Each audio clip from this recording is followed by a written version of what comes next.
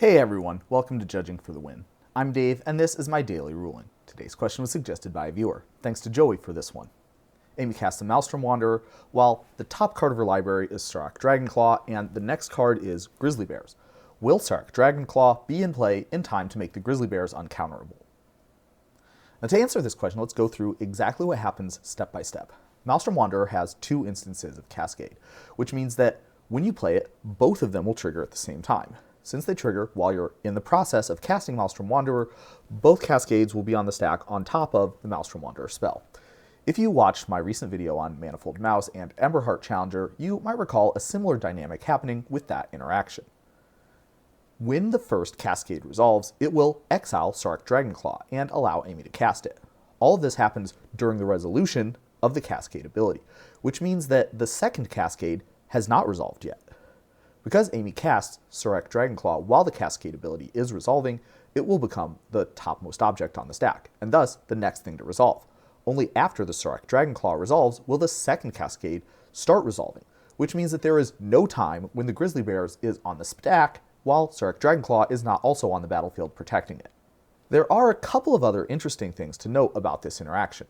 First, it cuts both ways. So if Amy had a grid monitor on top of her library instead of a Surrak Dragonclaw, then she might want to decline to cast it, since that would mean she'd be locked out of playing a creature if she cascaded into one with her second Cascade.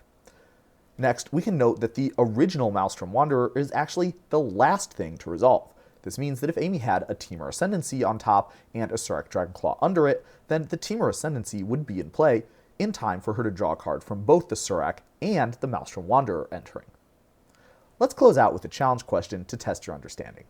Amy plays Maelstrom Wanderer while the top card of her library is the first Sliver, followed by another Sliver underneath it.